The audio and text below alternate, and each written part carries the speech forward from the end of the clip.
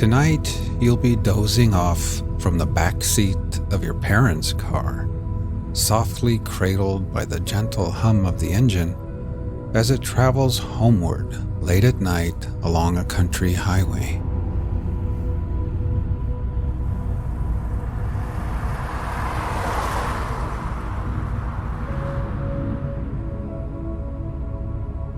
Imagine you are sitting in the back seat with your head nestled into a cozy pillow propped against the window.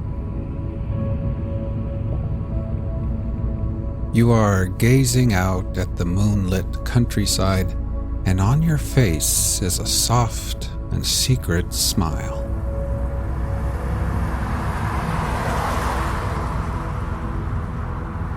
It's late Friday night, after playing in the pep band at your brother's basketball game far from home.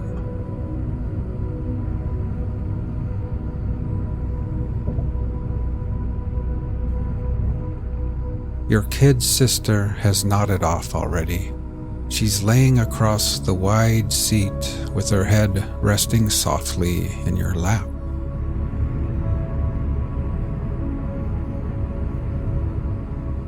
You are tired too after a long week of high school and homework, but you're also full of wonder, and that smile on your face is perfectly concealed in the shadows, only illuminated sporadically by the flickering flashes of light cast from the headlights of oncoming cars.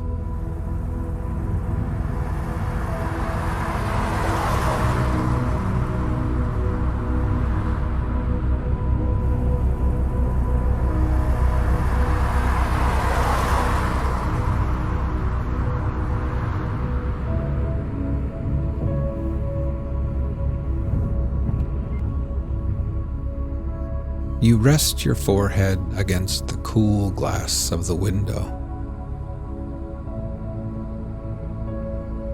Every now and then, a distant farmhouse light appears, towering like a lighthouse in the dark, casting bright beams across the endless, waterless ocean of a prairie.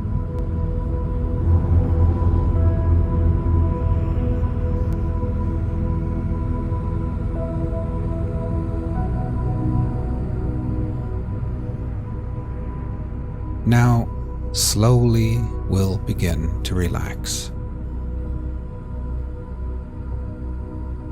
First, with eyes closed, just become aware of your breathing, feeling your chest gently rise and fall again.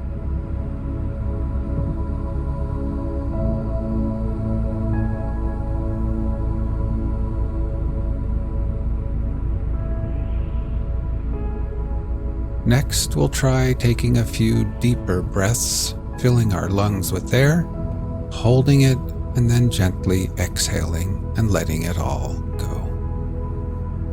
Ready?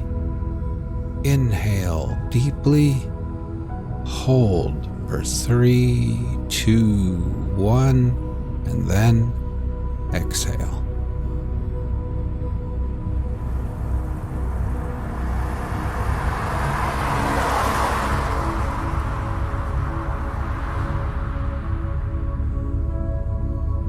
One more time. Breathe in deeply, hold for 3, 2, 1, and then exhale.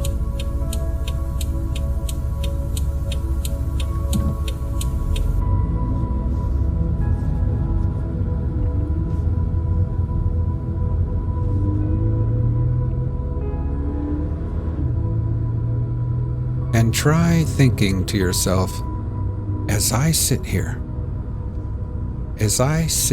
in the back seat, I can feel gravity's pull tugging me gently back towards Earth. With every exhale,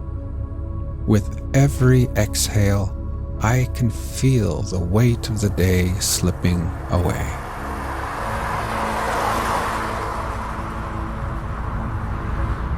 I can feel my feet, my ankles, calves, knees, and my legs, each part of me relaxing deeper and becoming heavier and more relaxed.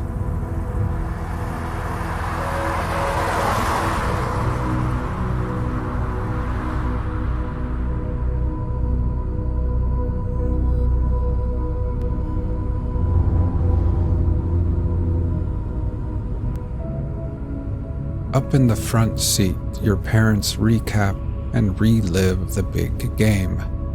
They talk of jump shots and fouls, rebounds and timeouts.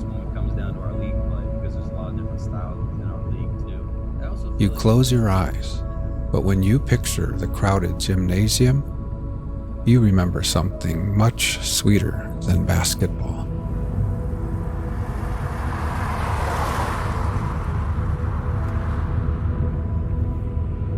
Your mind drifts back, but now the memory of the night is soothing and hypnotic, somehow quieter, as if it all played out in slow motion. Sneakers squeaking on the hardwood floor, cheers blasting out from spirit sections choreographed by cheerleaders and mascots. The aroma of popcorn and hot dogs snaking its way from concessions all the way through the hot air, above the teams and players and referees, and then high into the packed stands where you and the band played and cheered and sang. You quietly reflect on how unexpected your first love appeared in your young life. It feels as if the universe brought it to you slowly, and yet, in the end, also unexpectedly in a flash.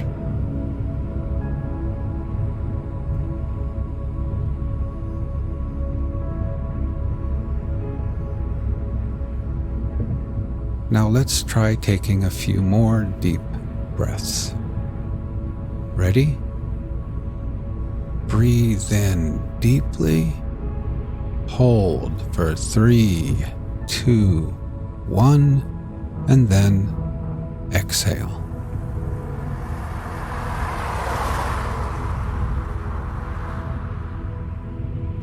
Try continuing on your own, and while doing this, try thinking to yourself, as I sit here, my whole body feels heavy and relaxed. With every exhale, I can feel gravity pulling me back towards Earth gently. I can feel my head, my shoulders, my neck becoming relaxed and at ease.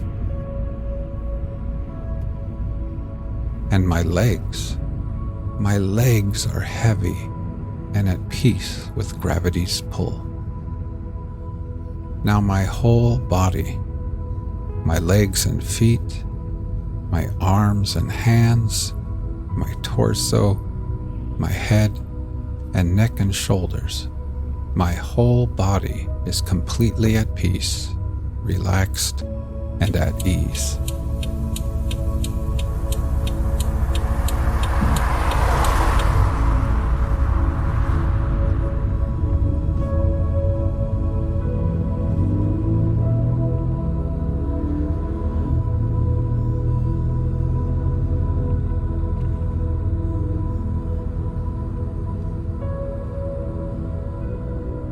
For weeks and weeks at band practice and at games, you had played right there next to each other, bumping elbows, close enough to catch quick flashes of fragrances, close enough for smiles, quick glances, silly and innocent flirtations without considering really when and where or if you might actually ever kiss. And then, unexpectedly, tonight, it just happened.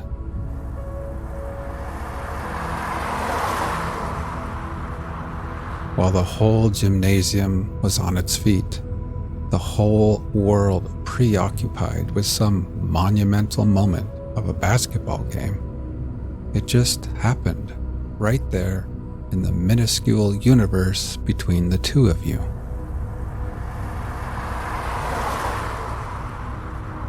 When you think about it now, falling in love was a lot like those farmhouse lights out there in the darkness.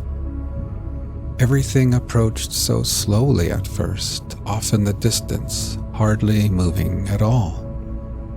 And then, love gained momentum and approached you carefully and timidly, getting closer and closer, and before you knew it, before you both knew it, true love had rushed up on you in a heartbeat, irresistible and suddenly undeniable.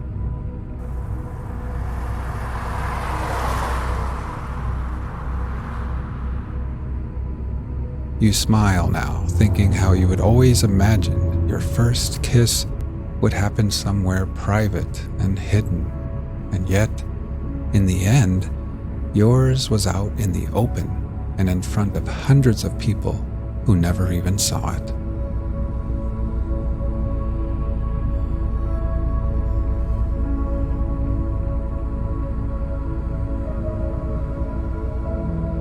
As your parents dial in the AM radio, you finally close your eyes and lean back.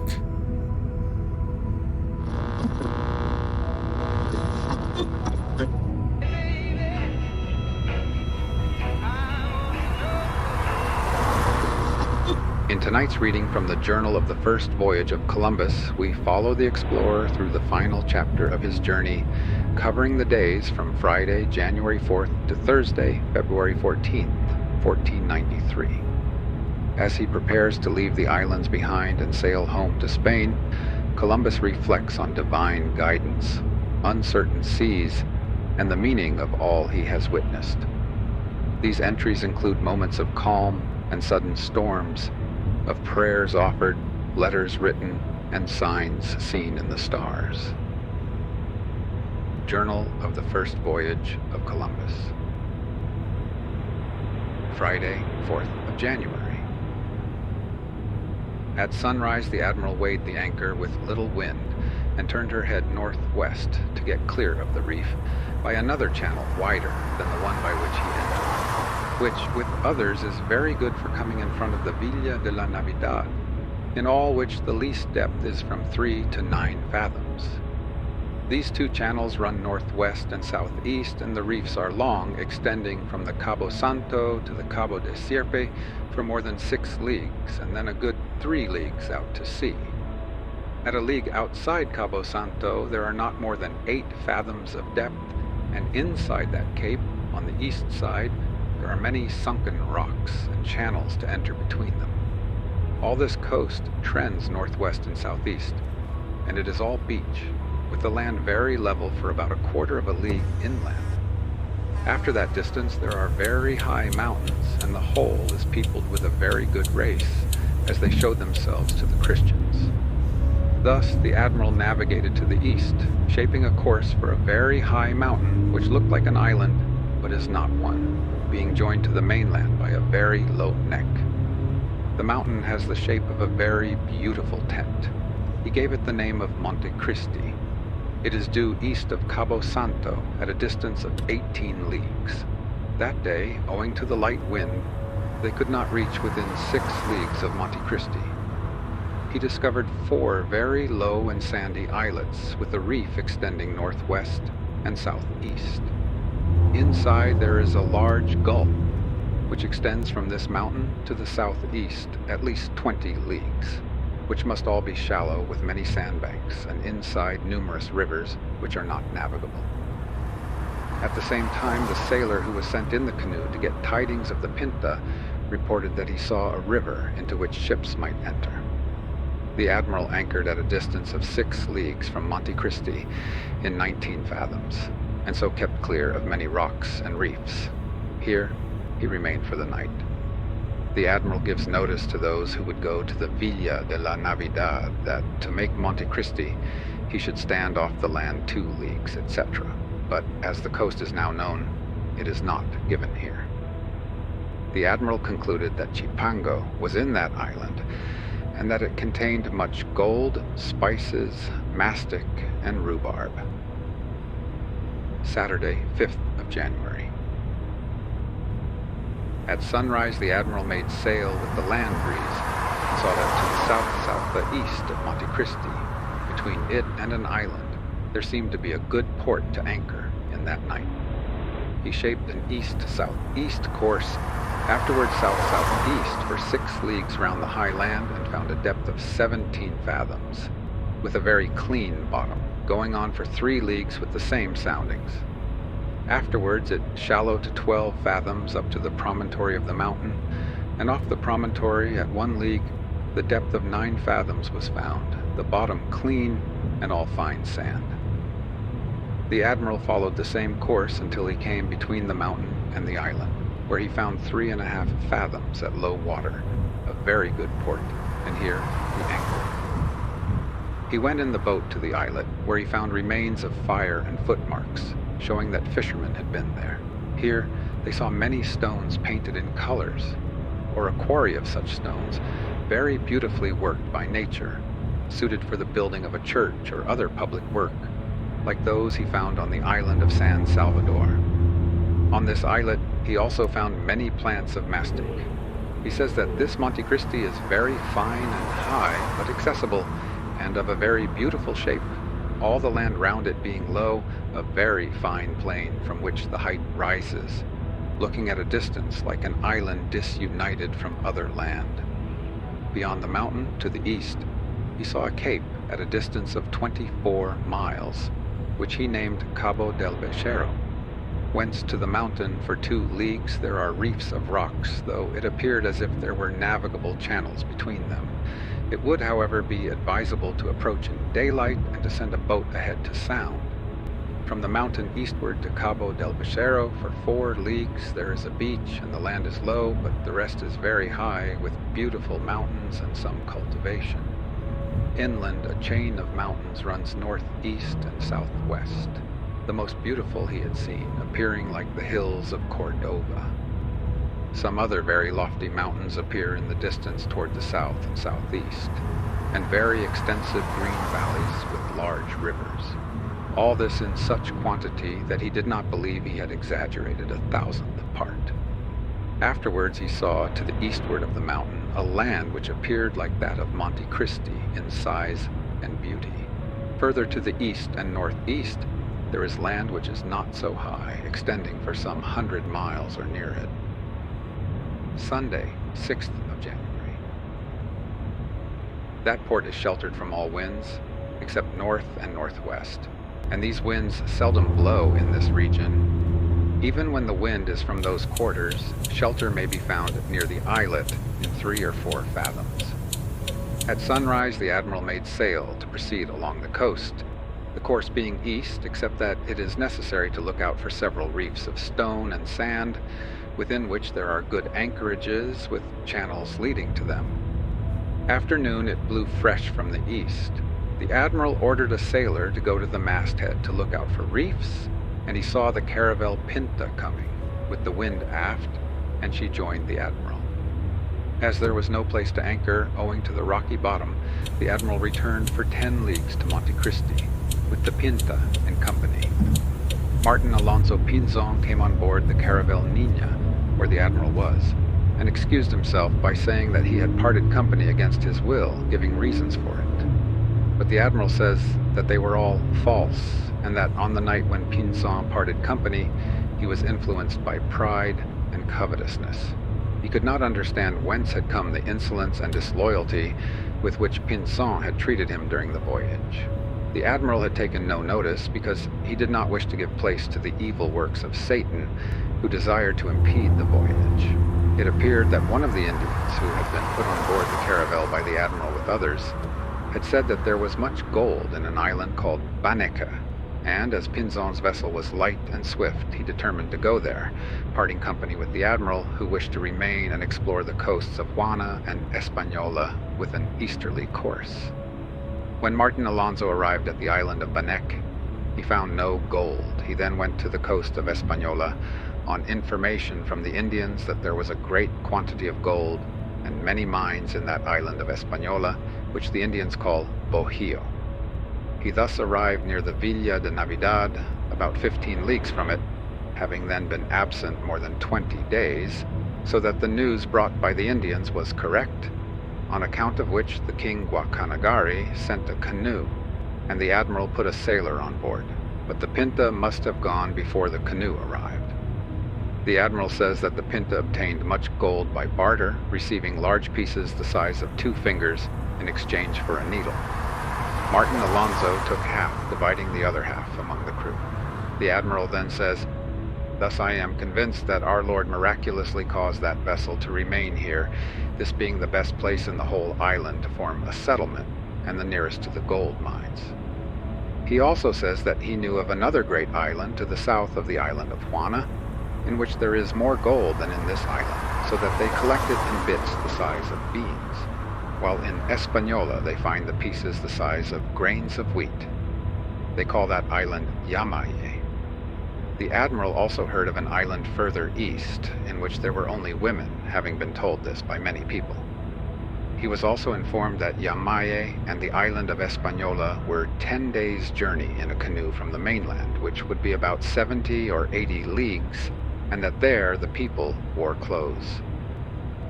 Monday, 7th of January. This day the admiral took the opportunity of caulking the caravel, and the sailors were sent to cut wood. They found mastic and aloes in abundance. Tuesday, 8th of January.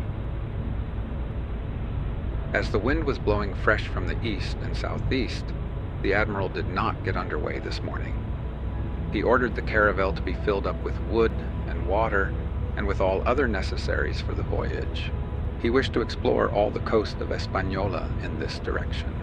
But those he appointed to the caravels as captains were brothers, namely Martin Alonso Pinzon and Vicente Anes.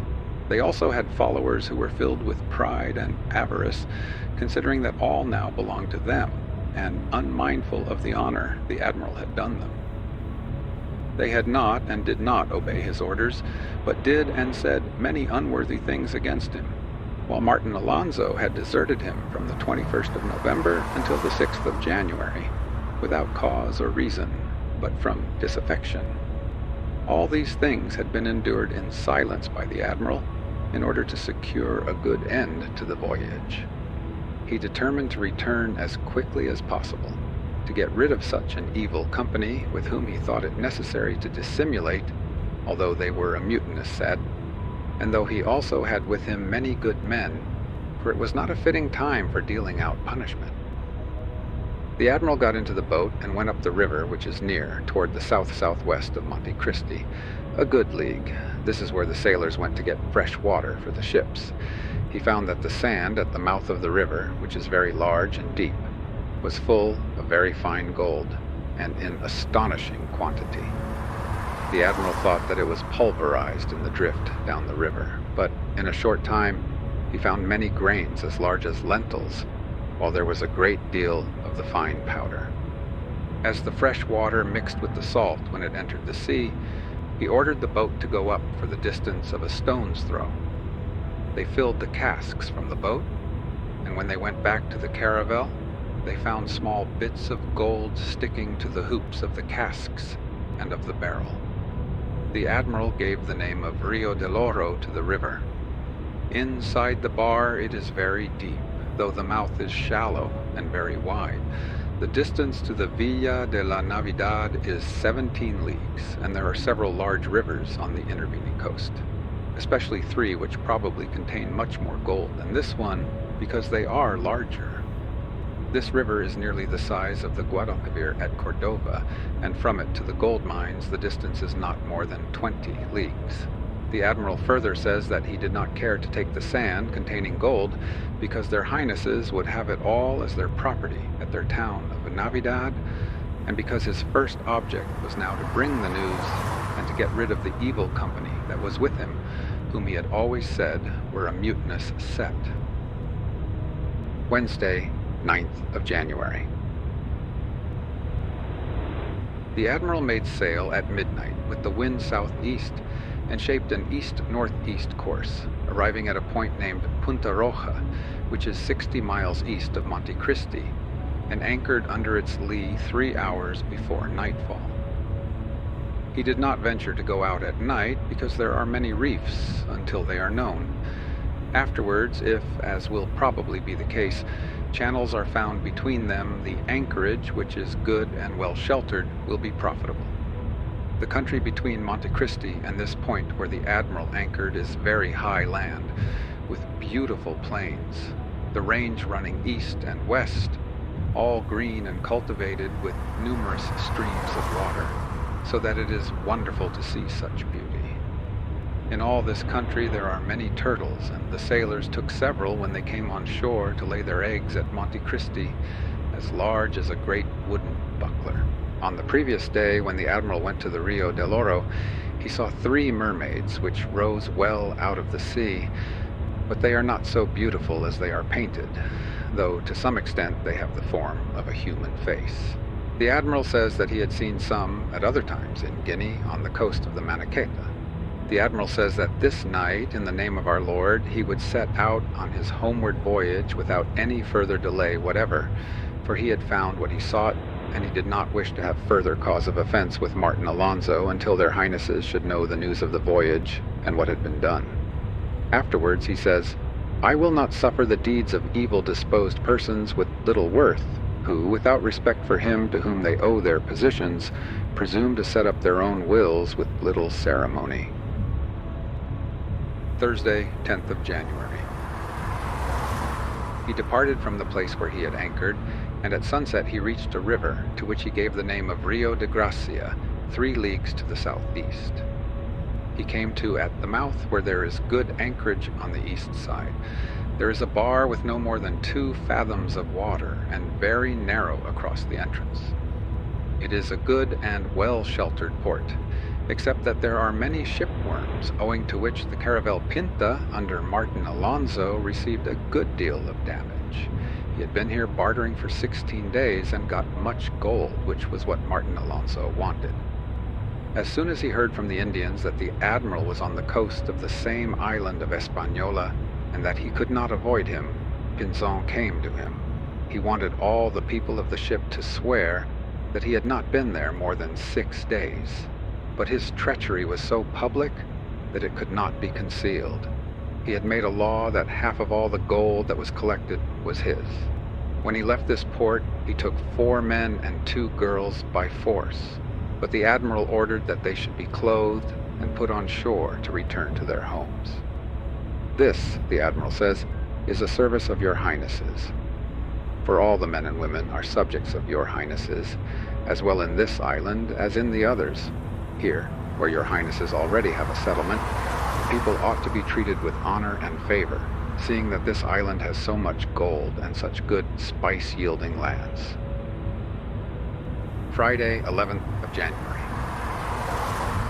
At midnight, the admiral left the Rio de Gracia with the land breeze and steered eastward until he came to a cape named Belprado, at a distance of 4 leagues. To the southeast is the mountain to which he gave the name of Monte de Plata, 8 leagues distant.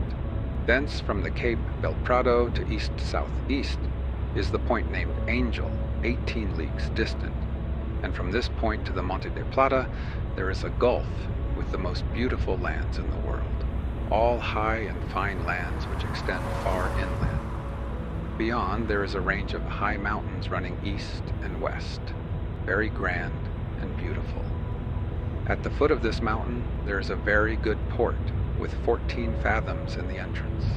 The mountain is very high and beautiful, and all the country is well peopled. The admiral believed there must be fine rivers and much gold.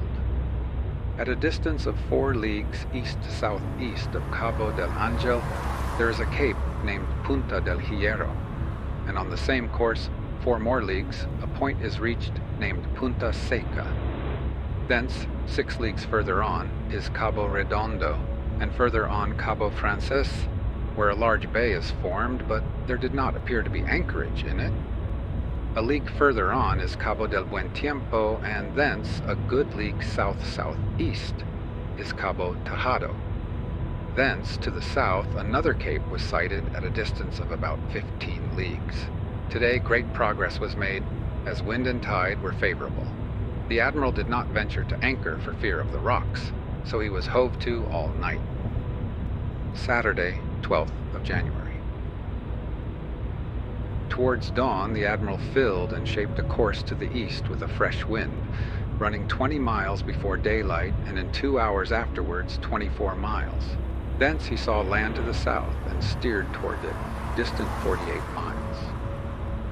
During the night, he must have run 28 miles north-northeast to keep the vessels out of danger. When he saw the land, he named one cape that he saw Cabo de Padre y Hijo, because at the east point there are 2 rocks, one larger than the other. Afterwards, at 2 leagues to the eastward, he saw a very fine bay between 2 grand mountains. He saw that it was a very large port with a very good approach. But as it was very early in the morning, and as the greater part of the time it was blowing from the east, and then they had a north-northwest breeze, he did not wish to delay any more. He continued his course to the east as far as a very high and beautiful cape, all of scarped rock, to which he gave the name of Cabo del Enamorado, which was 32 miles to the east of the port, named Puerto Sacro. On rounding the cape, another finer and loftier point came in sight, like Cape Saint Vincent in Portugal, 12 miles east of Cabo del Enamorado. As soon as he was abreast of the Cabo del Enamorado, the admiral saw that there was a great bay between this and the next point, 3 leagues across, and in the middle of it a small island. The depth is great at the entrance close to the land. He anchored here in 12 fathoms and sent the boat on shore for water and to see if intercourse could be opened with the natives, but they all fled. He also anchored to ascertain whether this was all one land with the island of Española, and to make sure that this was a gulf and not a channel forming another island. He remained astonished at the great size of Española. Sunday, 13th of January. The admiral did not leave the port because there was no land breeze with which to go out. He wished to shift to another better port because this was rather exposed. He also wanted to wait in that haven the conjunction of the sun and moon, which would take place on the 17th of this month, and the opposition of the moon with Jupiter and conjunction with Mercury, the sun being in opposition to Jupiter, which is the cause of high winds. He sent the boat on shore to a beautiful beach to obtain yams for food. They found some men with bows and arrows, with whom they stopped to speak, buying 2 bows and many arrows from them. They asked one of them to come on board the caravel and see the admiral, who says that he was very wanting in reverence, more so than any native he had yet seen. His face was all stained with charcoal, but in all parts there is the custom of painting the body different colors. He wore his hair very long, brought together and fastened behind, and put into a small net of parrot's feathers. He was naked, like all the others. The admiral supposed that he belonged to the Caribs, who eat men, and that the gulf he had seen yesterday formed this part of the land into an island by itself. The admiral asked about the Caribs, and he pointed to the east, near at hand, which means that he saw the admiral yesterday before he entered the bay. The Indian said there was much gold to the east, pointing to the poop of the caravel, which was a good size, meaning that there were pieces as large. He called gold tuob, and did not understand Cayona, as they call it in the first part of the island that was visited, nor Noze, the name in San Salvador and the other islands. Copper, or a base gold, is called tuob in Española. Of the island of Matinino, this Indian said that it was peopled by women without men, and that in it there was much tuob, which is gold or copper, and that it is more to the east of Carib. He also spoke of the island of Goanan, where there was much tuob. The admiral says that he had received notices of these islands from many persons, that in the other islands the natives were in great fear of the Caribs, called by some of them Cannaba, but in Española, Carib. He thought they must be an audacious race, for they go to all these islands and eat the people they can capture. He understood a few words, and the Indians who were on board comprehended more, there being a difference in the languages owing to the great distance between the various islands. The admiral ordered that the Indians should be fed and given pieces of green and red cloth and glass beads, which they liked very much, and then sent on shore. He was told to bring gold if he had any, and it was believed that he had from some small things he brought with him. When the boat reached the shore, there were 55 men behind the trees, naked and with very long hair as the women wear it in Castile. Behind the head, they wore plumes of feathers of parrots and other birds, and each man carried a bow. The Indian landed and signed to the others to put down their bows and arrows, and a piece of a staff, which is like, very heavy, carried instead of a sword. As soon as they came to the boat, the crew landed and began to buy the bows and arrows and other arms in accordance with an order of the admiral. Having sold 2 bows, they did not want to give more, but began to attack the Spaniards and to take hold of them. They were running back to pick up their bows and arrows where they had laid them aside, and took cords in their hands to bind the boat's crew. Seeing them rushing down and being prepared, for the admiral always warned them to be on their guard, the Spaniards attacked the Indians and gave one a slash with a knife in the buttocks, wounding another in the breast with an arrow. Seeing that they could gain little, although the Christians were only 7 and they numbered over 50, they fled so that none were left, throwing bows and arrows away. The Christians would have killed many if the pilot, who was in command, had not prevented them. The Spaniards presently returned to the caravel with the boat. The admiral regretted the affair for one reason, and was pleased for another. They would have fear of the Christians, and they were no doubt an ill-conditioned people, probably Caribs who eat men. But the admiral felt alarm lest they should do some harm to the 39 men left in the fortress and town of Navidad, in the event of their coming here in their boat. Even if they are not Caribs, they are a neighboring people with similar habits and fearless, unlike the other inhabitants of the island, who are timid and without arms. The admiral says all this, and adds that he would have liked to have captured some of them. He says that they lighted many smoke signals, as is the custom in this island of Española. Monday, 14th of January. This evening the admiral wished to find the houses of the Indians, and to capture some of them, believing them to be Caribs, for owing to the strong east and northeast winds and the heavy sea, he had remained during the day. Many Indians were seen on shore. The admiral therefore ordered the boat to be sent on shore, with the crew well armed. Presently the Indians came to the stern of the boat, including the man who had been on board the day before and had received presents from the admiral. With him there came a king, who had given to the said Indian some beads in token of safety and peace for the boat's crew. This king, with 3 of his followers, went on board the boat and came to the caravel. The admiral ordered them to be given biscuit and treacle to eat, and gave the chief a red cap, some beads, and a piece of red cloth. The others were also given pieces of cloth. The chief said that next day he would bring a mask made of gold, affirming that there was much here, and in Carib and Matinino. They afterwards went on shore well satisfied. The admiral here says that the caravels were making much water, which entered by the keel, and he complains of the caulkers at Palos, who caulked the vessels very badly and ran away when they saw that the admiral had detected the badness of their work and intended to oblige them to repair the defect. But notwithstanding that the caravels were making much water, he trusted in the favor and mercy of our Lord. For his high majesty well knew how much controversy there was before the expedition could be dispatched from Castile, that no one was in the admiral's favor save him alone who knew his heart, and after God came your highnesses, while all others were against him without any reason. He further says, and this has been the cause that the royal crown of your highnesses has not 100 millions of revenue, more than after I entered your service, which is 7 years ago in this very month, the 20th of January. The increase will take place from now onwards, for the Almighty God will remedy all things. These are his words. Tuesday, 15th of January. The admiral now wished to depart, for there was nothing to be gained by further delay after these occurrences and the tumult with the Indians. Today he had heard that all the gold was in the district of the town of Navidad, belonging to their highnesses, and that in the island of Carib there was much copper, as well as in Matinino.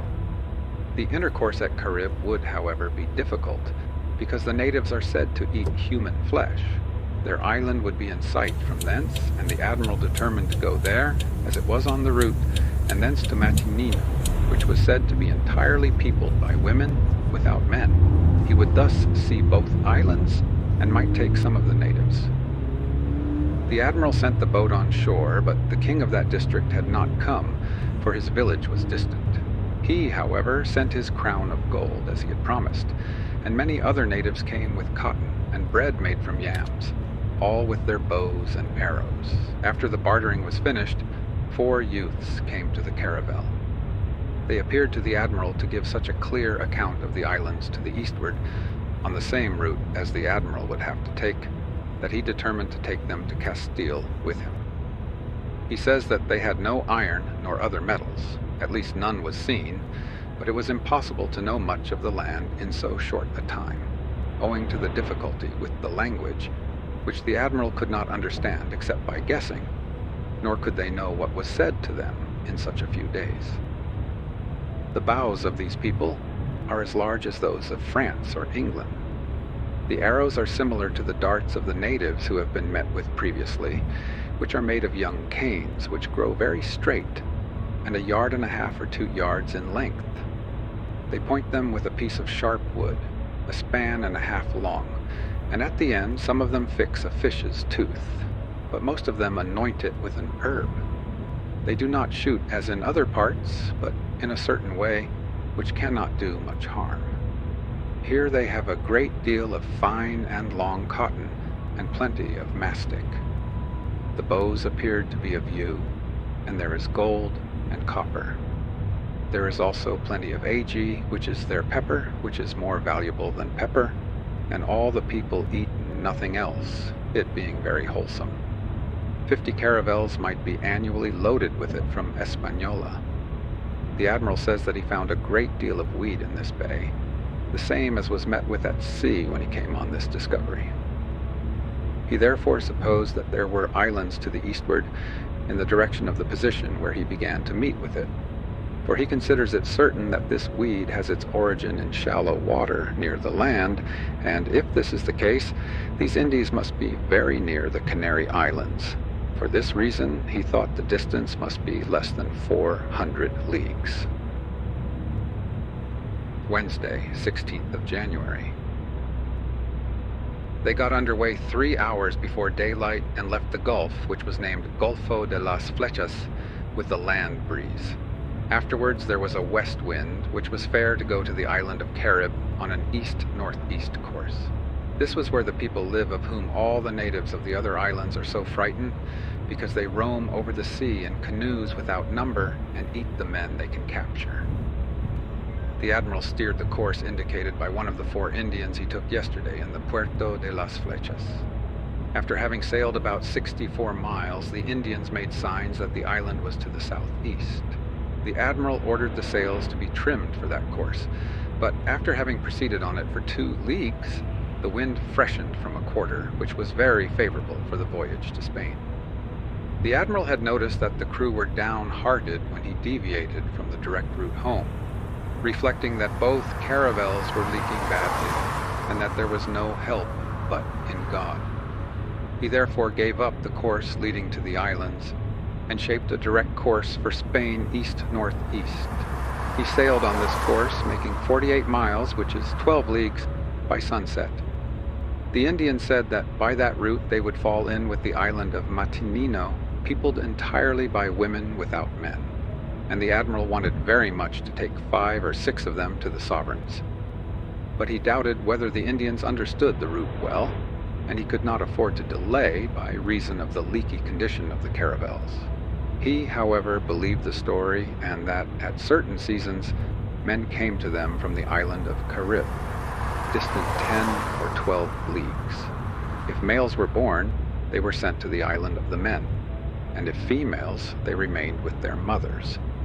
The admiral says that these 2 islands cannot have been more than 15 or 20 leagues to the southeast from where he altered course, the Indians not understanding how to point out the direction. After losing sight of the cape, which was named San Theramo, which was left 16 leagues to the west, they went for 12 leagues east-northeast. The weather was very fine. Thursday, 17th of January. The wind went down at sunset yesterday, the caravels having sailed 14 glasses, each a little less than half an hour, at 4 miles an hour, making 28 miles. Afterwards the wind freshened, and they ran all that watch, which was 10 glasses. Then another 6 until sunrise at 8 miles an hour, thus making altogether 84 miles, equal to 21 leagues, to the east-northeast, and until sunset 44 miles or 11 leagues to the east. Here a booby came to the caravel, and afterwards another. The admiral saw a great deal of gulfweed. Friday, 18th of January.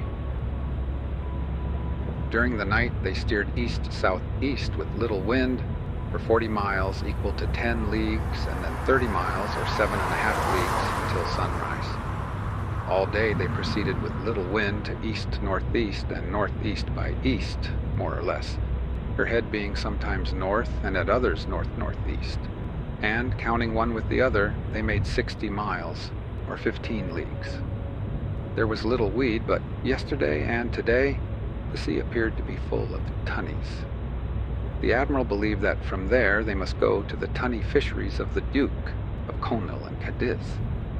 He also thought they were near some islands because a frigate bird flew round the caravel and afterwards went away to the south-southeast. He said that to the southeast of the island of Española were the islands of Carib, Atinino, and many others. Saturday, 19th of January. During the night they made good 56 miles north-northeast and 64 northeast by north. After sunrise they steered northeast with the wind fresh from southwest, and afterwards west-southwest, 84 miles, equal to 21 leagues. The sea was again full of small tunnies. There were boobies, frigate birds, and terns. Sunday, 20th of January.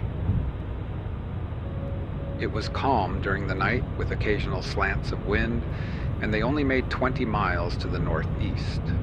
After sunrise they went 11 miles southeast and then 36 miles north-northeast, equal to 9 leagues. They saw an immense quantity of small tunnies, the air very soft and pleasant, like Seville in April or May, and the sea, for which God be given many thanks, always very smooth. Frigate birds, sandpipers, and other birds were seen. Monday, 21st of January. Yesterday, before sunset, they steered northeast by east, with the wind east at the rate of 8 miles an hour until midnight, equal to 56 miles.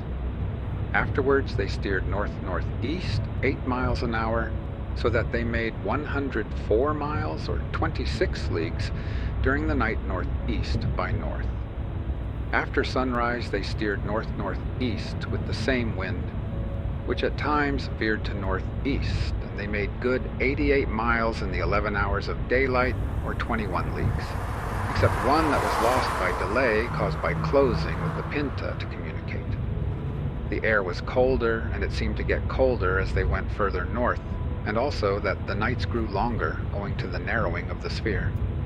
Many boats and birds and terns were seen, as well as other birds, but not so many fish, perhaps owing to the water being colder. Much weed was seen. Tuesday, 22nd of January. Yesterday, after sunset, they steered north-northeast with an east wind. They made 8 miles an hour during 5 glasses and 3 before the watch began, making 8 glasses equal to 72 miles or 18 leagues. Afterwards, they went northeast by north for 6 glasses, which would be another 18 miles. Then, during 4 glasses of the second watch northeast at 6 miles an hour or 3 leagues. From that time to sunset for 11 glasses east-northeast at 6 leagues an hour, equal to 7 leagues. Then east-northeast until 11 o'clock, 32 miles. Then the wind fell, and they made no more during that day. The Indians swam about. They saw boats and birds, and much weed. Wednesday, 23rd of January. Tonight the wind was very changeable, but making the allowances applied by good sailors, they made 84 miles or 21 leagues northeast by north. Many times the Caravel Niña had to wait for the Pinta because she sailed badly when on a bowline, the mizzen being of little use owing to the weakness of the mast. He says that if her captain, that is Martin Alonso Pinzon, had taken the precaution to provide her with a good mast in the Indies, where there are so many and such excellent spars, instead of deserting his commander from motives of avarice, he would have done better. They saw many boats and birds and much weed. The heavens have been clouded over during these last days, but there has been no rain. The sea has been as smooth as a river, for which many thanks be given to God. After sunrise, they went free and made 30 miles or 7.5 leagues northeast. During the rest of the day, east-northeast, another 30 miles. Thursday, 24th of January. They made 44 miles or 11 leagues during the night, allowing for many changes in the wind, which was generally northeast. After sunrise until sunset, east, northeast, 14 leagues. Friday, 25th of January. They steered during part of the night east-northeast for 13 glasses, making 9.5 leagues. Then north-northeast, 6 miles. The wind fell, and during the day they only made 28 miles east-northeast, or 7 leagues. The sailors killed a tunny and a very large shark, which was very welcome, as they now had nothing but bread and wine, and some yams from the Indies. Saturday, 26th of January. This night they made 56 miles or 14 leagues east-southeast. After sunrise they steered east-southeast and sometimes southeast, making 40 miles up to 11 o'clock. Afterwards they went on another tack and then on a bowline, 24 miles or 6 leagues to the north until night. Sunday, 27th of January. Yesterday, after sunset, they steered northeast and northeast by north at the rate of 5 miles an hour, which in 13 hours would be 65 miles or 16.5 leagues. After sunrise, they steered northeast 24 miles or 6 leagues until noon, and from that time until sunset, 3 leagues east-northeast. Monday, 28th of January. All night they steered east-northeast 36 miles or 9 leagues. After sunrise until sunset, east-northeast 20 miles or 5 leagues. The weather was temperate and pleasant. They saw boats and birds, sandpipers, and much weed. Tuesday, the 29th of January. They steered east-northeast 39 miles or 9.5 leagues, and during the whole day, 8 leagues. The air was very pleasant, like April in Castile. The sea smooth, and fish they called dorados came on board. Wednesday, 30th of January. All this night they made 6 leagues east-northeast, and in the day southeast by south 13.5 leagues. Boats and birds, much weed, and many tunnies. Thursday, 31st of January. This night they steered northeast by north 30 miles, and afterwards northeast 35 miles or 16 leagues. From sunrise to night, east-northeast 13.5 leagues. They saw boats and birds and terns. Friday, 1st of February, they made 16.5 leagues east-northeast during the night and went on the same course during the day, 29.25 leagues. The sea very smooth, thanks be to God. Saturday, 2nd of February. They made 40 miles or 10 leagues east-northeast this night. In the daytime, with the same wind aft, they went 7 miles an hour, so that in 11 hours they had gone 77 miles or 9.25 leagues. The sea was very smooth, thanks be to God, and the air very soft. They saw the sea so covered with weed that if they had not known about it before, they would have been fearful of sunken rocks. They saw terns. Sunday, 3rd of February. This night, the wind being aft and the sea very smooth, thanks be to God, they made 29 leagues. The North Star appeared very high, as it does off Cape St. Vincent. The Admiral was unable to take the altitude, either with the astrolabe or with the quadrant, because the rolling caused by the waves prevented it. That day he steered his course east-northeast, going 10 miles an hour, so that in 11 hours he made 27 leagues. Monday, 4th of February. During the night, the course was northeast by east, going 12 miles an hour part of the time, and the rest 10 miles. Thus they made 130 miles, or 32 leagues and a half.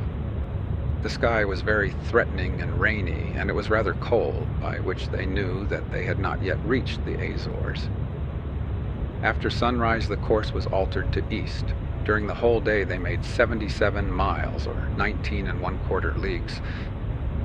Tuesday, 5th of February. This night they steered east and made 55 miles, or 13.5 leagues. In the day they were going 10 miles an hour, and in 11 hours made 110 miles, or 27.5 leagues.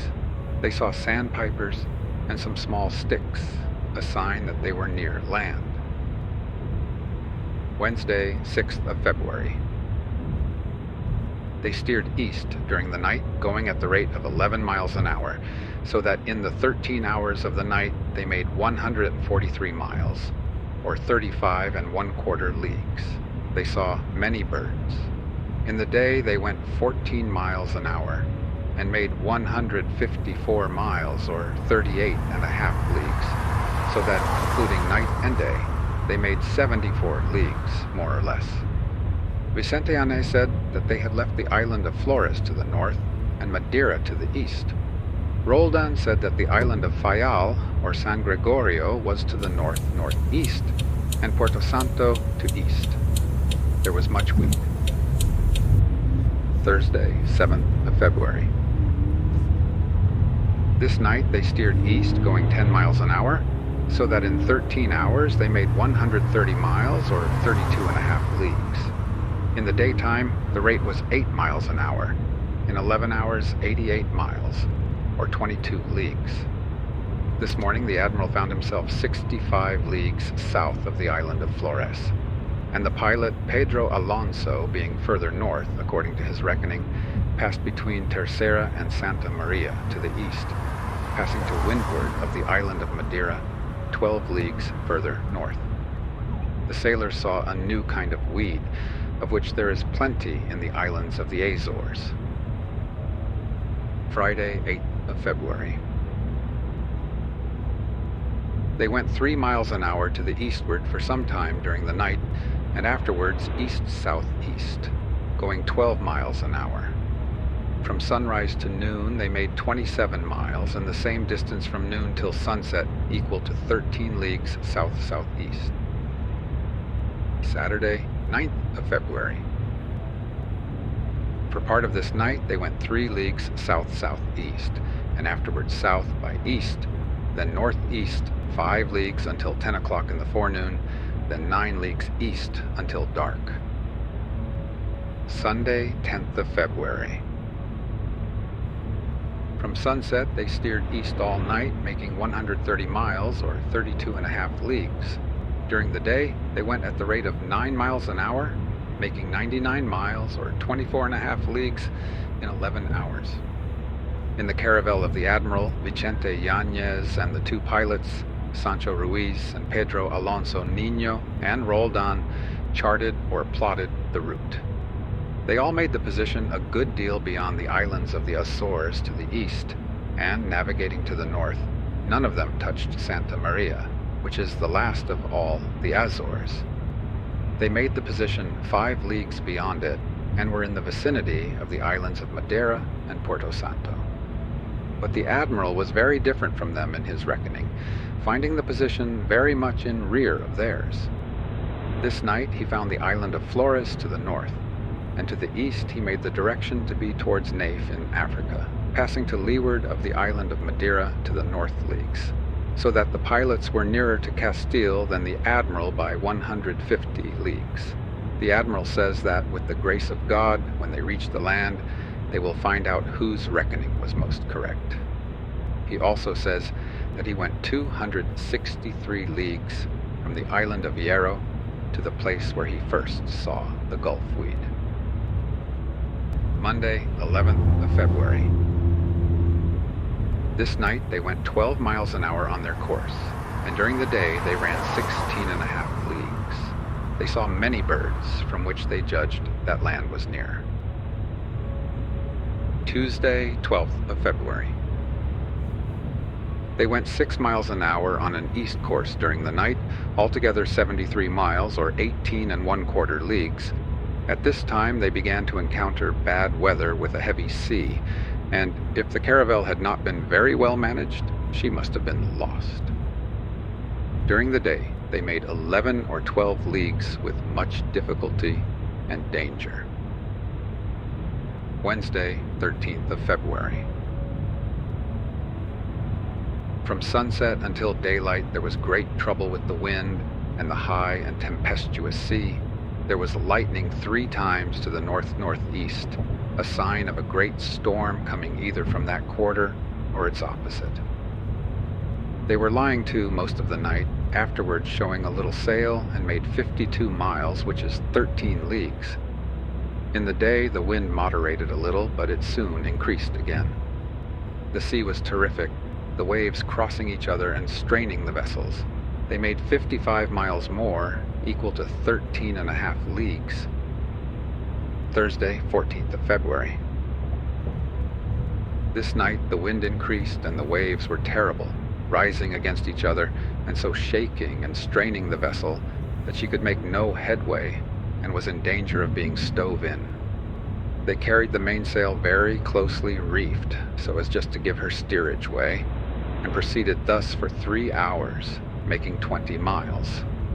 Meanwhile the wind and sea increased, and seeing the great danger, the Admiral began to run before it, there being nothing else to be done. The caravel Pinta began to run before the wind at the same time, and Martin Alonso ran her out of sight, although the Admiral kept showing lanterns all night, and the other answered. It would seem that she could do no more, owing to the force of the tempest, and she was taken far from the route of the Admiral. He steered that night east-northeast, and made 54 miles, equal to 13 leagues. At sunrise the wind blew still harder, and the cross sea was terrific. They continued to show the closely reefed mainsail to enable her to rise from between the waves, or she would otherwise have been swamped. An east-northeast course was steered, and afterwards northeast by east for 6 hours, making 7.5 leagues. The Admiral ordered that a pilgrimage should be made to Our Lady of Guadalupe, carrying a candle of 6 pounds of weight in wax, and that all the crew should take an oath that the pilgrimage should be made by the man on whom the lot fell. As many chickpeas were got as there were persons on board, and on one a cross was cut with a knife. They were then put into a cap and shaken up. The first who put in his hand was the Admiral, and he drew out the chickpea with a cross, so the lot fell on him, and he was bound to go on the pilgrimage and fulfill the vow. Another lot was drawn to go on pilgrimage to Our Lady of Loreto, which is in the March of Ancona, in the Papal territory, a house where Our Lady works many and great miracles. The lot fell on a sailor of the port of Santa Maria, named Pedro de Villa, and the admiral promised to pay his traveling expenses. Another pilgrimage was agreed upon to watch for one night in Santa Clara at Moguer, and have a mass said, for which they again used the chickpeas, including the one with a cross. The lot again fell on the admiral. After this, the admiral and all the crew made a vow that, on arriving at the first land, they would all go in procession, in their shirts, to say their prayers in a church dedicated to Our Lady.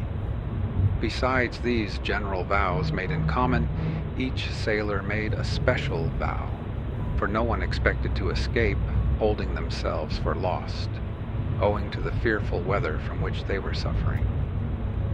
The want of ballast increased the danger of the ship, which had become light owing to the consumption of the provisions and water.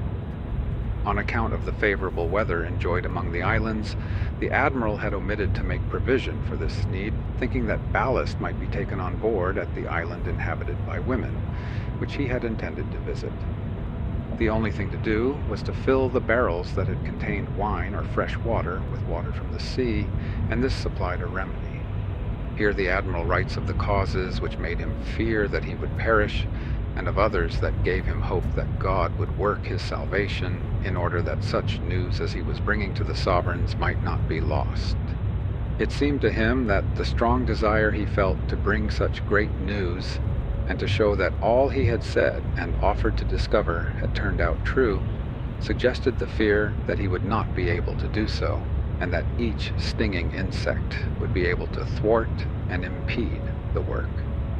He attributes this fear to his little faith and to his want of confidence in divine providence. He was comforted, on the other hand, by the mercies of God in having vouchsafed him such a victory in the discoveries he had made, and in that God had complied with all his desires in Castile, after much adversity and many misfortunes.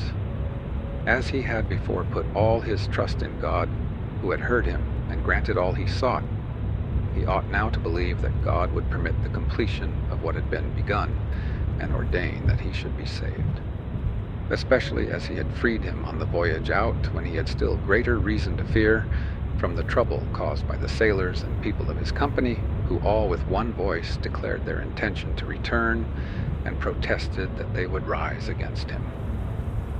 But the eternal God gave him force and valor to withstand them all, and in many other marvelous ways had God shown his will in this voyage, besides those known to their highnesses. Thus he ought not to fear the present tempest, though his weakness and anxiety prevent him from giving tranquility to his mind. He says further that it gave him great sorrow to think of the two sons he left at their studies in Cordova, who would be left orphans without father or mother in a strange land, while the sovereigns would not know of the services he had performed in this voyage, nor would they receive the prosperous news which would move them to help the orphans. To remedy this, and that their highnesses might know how our Lord had granted a victory in all that could be desired respecting the Indies, and that they might understand that there were no storms in those parts, which may be known by the herbs and trees which grow even within the sea. Also, that the sovereigns might still have information, even if he perished in the storm, he took a parchment and wrote on it as good an account as he could of all he had discovered, entreating anyone who might pick it up to deliver it to the sovereigns. He rolled this parchment up in waxed cloth, fastened it very securely, ordered a large wooden barrel to be brought, and put it inside, so that no one else knew what it was. They thought that it was some act of devotion, and so he ordered the barrel to be thrown into the sea. Afterwards, in the showers and squalls, the wind veered to the west, and they went before it, only with the foresail, in a very confused sea, for 5 hours. They made 2.5 leagues northeast. They had taken in the reefed mainsail, for fear some wave of the sea should carry all away.